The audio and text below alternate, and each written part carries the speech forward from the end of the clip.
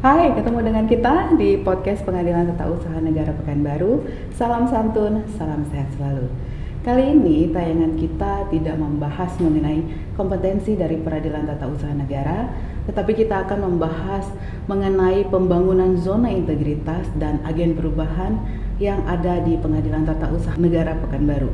Dan untuk membahas itu sudah bersama dengan saya seorang hakim yang juga merupakan ketua dari zona integritas yang ada di Pengadilan Tata Usaha Negara, ada Bapak Erik Sihombing. Hai Pak. Hai, Bu Deborah. Sehat ya Pak ya? Sehat. Ya, saya kayaknya nggak perlu memperkenalkan Pak Erik ini lagi karena beliau ini termasuk salah satu hakim yang cukup dikenal di lingkungan Peradilan Tata Usaha Negara. Jadi kita langsung aja ya Pak membahas mengenai pembangunan zona integritas dan agen perubahan yang ada di Pengadilan TUN Pekanbaru. Nah, sebagaimana yang kita ketahui Pak, Mahkamah Agung itu sudah melaksanakan reformasi birokrasi dengan cara juga menjalankan zona integritas menuju WBK dan WBBM. Nah, bagaimana Pak di implementasinya di Pengadilan TUN Pekanbaru sendiri? Silakan Pak Erik. Ya, baik, terima kasih Bu Deborah. Sebelum ke sana ya, perlu kita pahami bahwa reformasi birokrasi ini adalah merupakan salah satu langkah awal penataan sistem penyelenggaraan pemerintahan yang efektif, efisien, dan terukur, atau kita sebut juga sebagai good governance. Nah, kemudian ini dikonsep sedemikian rupa oleh pemerintah dengan Grand Design Reformasi Birokrasi berdasarkan Peraturan Presiden Nomor 81 Tahun 2010. Nah, kemudian hal ini direspon oleh Mahkamah Agung, yaitu dibuatlah Cetak Biru Mahkamah Agung 2010-2035 yang berisi reformasi birokrasi di lingkungan Mahkamah Agung Republik Indonesia. Kemudian Bu Deborah, dalam perjalanannya muncullah yang disebut dengan zona integritas. Ya. Nah, Mahkamah Agung pun kemudian merespon hal tersebut dengan dibuatannya surat keputusan Ketua Mahkamah Agung Nomor 58 Tahun 2019 yang kemudian surat keputusan tersebut menjadi pedoman bagi seluruh lingkungan atau 4 lingkungan badan peradilan di bawah Mahkamah Agung, termasuk juga direktorat, badan, dan lain sebagainya. Nah, kemudian secara bertahap dilaksanakan pada setiap satker di bawah Mahkamah Agung, termasuk juga di PTUN Pekanbaru. Nah, kalau kita lihat di PTUN Pekanbaru, kita menyadari sepenuhnya bahwa tugas dan fungsi kita yang melekat itu, yaitu kekuasaan kehakiman, sepenuhnya adalah outputnya pelayanan terhadap masyarakat pencari keadilan. Nah, dengan demikian kita merasa perlu untuk melaksanakan pembangunan zona integritas menuju WBK dan WBBM ini, begitu. Baik Pak, dari penjelasan Bapak yang juga menjadi mukadimah dari pembahasan kita kali ini, bagaimana Pak terhadap TUN Pekanbaru yang sedang melaksanakan pencapaian dari zona integritas ini? Apa yang sudah dilakukan oleh TUN Pekanbaru sendiri? Hal ini diawali dengan adanya perencanaan zona integritas yang dilakukan pada tanggal 15 Mei 2018. Kemudian diikuti dengan tanda tangan fakta integritas oleh hakim, pegawai, dan seluruh aparatur di Pengadilan Tata Usaha Pekanbaru. Dalam perjalanannya, PTUN Pekanbaru juga telah mendapat beberapa prestasi. Antara lain, PTUN Pekanbaru telah memiliki sertifikat akreditasi penilaian mutu dengan nilai A excellent, dan kemudian telah mendapat peringkat 1 dalam penilaian SIPP. Dan pada April tahun 2021 yang lalu, kita juga telah melaksanakan surveillance akreditasi penilaian mutu yang nanti nilainya akan diumumkan pada akhir tahun ini. Demikian. Akan diumumkan pada akhir tahun ini. Semoga kita bisa memperoleh ya Pak ya bukan akreditasi tapi predikat sebagai satker yang pantas untuk dikatakan berhasil meraih zona integritas, begitu ya Pak ya. Nah, dari item-item yang tadi Bapak sudah uraikan seperti penandatanganan fakta integritas, mungkin juga ada akreditasi penjaminan mutu dan sebagainya. Nah, apa saja bentuk perubahan yang kemudian terjadi di Pengadilan TUN ini? Tentu saja banyak hal yang berubah ya Bu Deborah, antara lain perubahan mindset atau pola pikir, kemudian culture set yang berubah di seluruh aparatur di PTUN Pekanbaru. Kemudian pelayanan yang tadinya konvensional sekarang menjadi paperless atau digital dengan berbasis teknologi informasi. Kemudian kita juga telah menetapkan indikator kinerja utama atau IKU yang core bisnisnya adalah penanganan perkara. Selain itu saya kira juga ada penguatan di bidang pengawasan, kemudian juga ada akuntabilitas, adanya pelayanan terpadu satu pintu, dan inovasi-inovasi lainnya sebagai pendukung kita untuk melaksanakan pembangunan zona integritas. Yang semuanya merujuk pada 6 area pembangunan zona integritas yang berisi 6 area penyakit dan juga area hasil. Baik. Nah, ini menarik, Pak.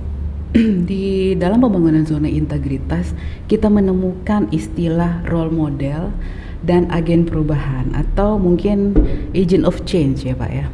Nah, yang menjadi concern di sini apa sih sebenarnya role model itu Pak? Ngapain sih role model itu?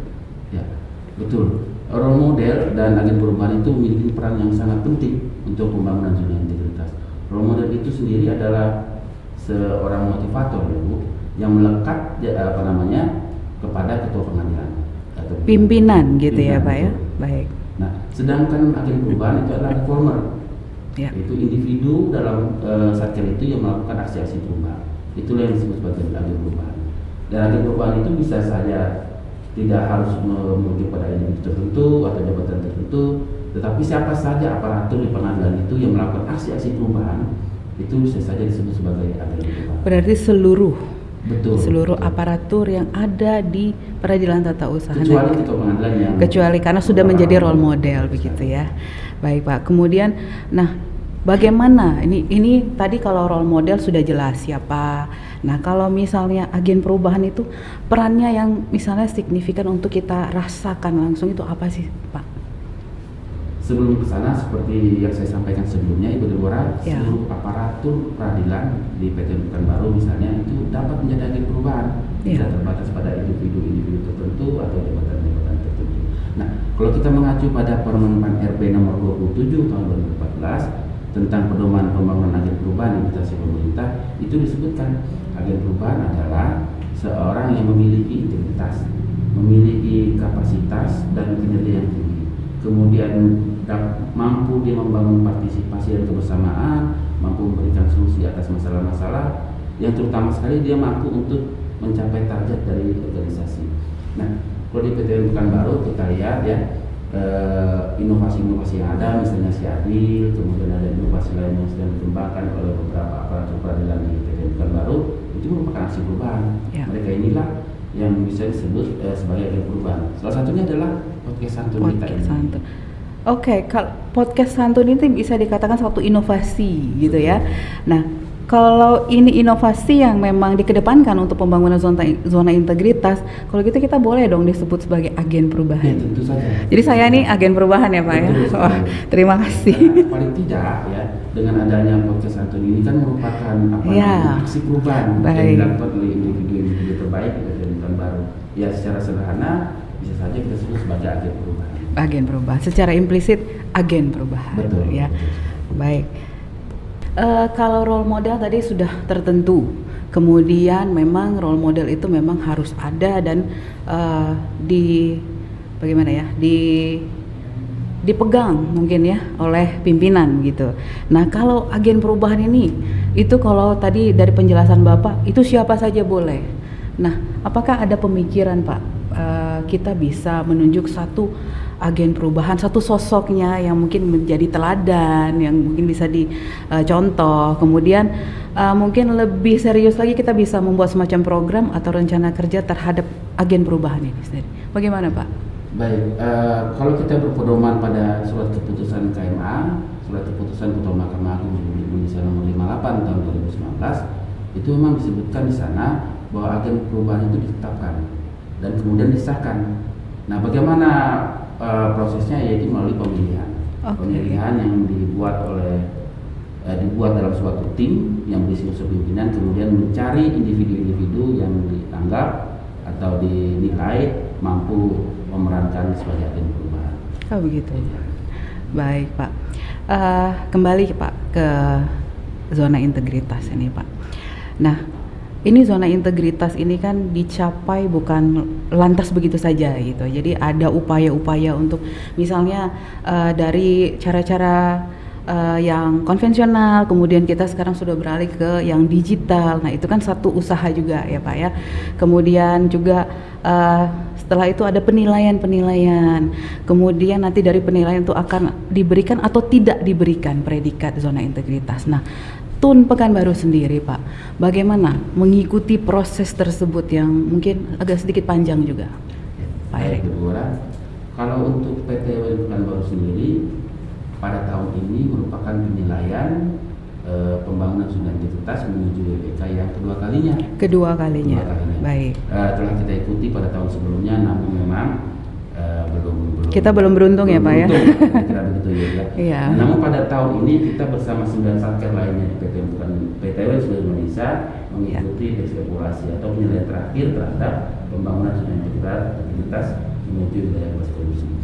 Nah, untuk mengikuti itu kemudian kami atau kita PT Pekanbaru bergerak cepat. Kita melakukan update, memperbaiki data-data pendukung dalam LKE, kemudian membuat inovasi-inovasi baru, dan kemudian inovasi yang lama juga kita kembangkan lagi, yang saya kira yang mudah-mudahan saja kita berharap juga pada tahun ini kita mampu meraih tersebut. Semoga kita bisa meraih ya. Dan ini memang diraih bukan hanya dari mungkin dari ketuanya saja, dari koordinatornya saja, tapi seluruh keluarga besar Pengadilan TUN mempunyai peran ya Pak ya untuk bisa meraih zona integritas ini. Semoga kita bisa dapat Pak, kita berdoa saja. Nah terakhir Pak, ini mungkin agak sedikit kita maju sedikit Pak. Mungkin kita siapa saja mungkin berharap kita bisa setelah zona integritas menuju WBK dan WBBM. Nah apa Pak perubahan yang sudah dilakukan atau persiapan yang dilakukan TUN Pekanbaru untuk WBK itu?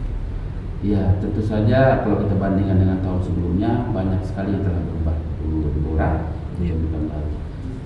Untuk kelengkapan data misalnya yang tercantum di lembar kerja elektronik itu saya kira setiap TUN kan kurang lebih sama saja.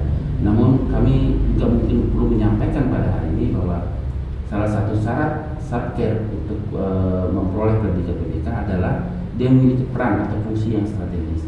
Nah, kalau kita tilik dari data Badan Pusat Statistik pada kuartal pertama tahun ini, saya disebutkan bahwa pendapatan domestik regional brutonya Provinsi Riau itu adalah yang ke-6 terbesar seluruh Indonesia. Seluruh Indonesia ya Pak?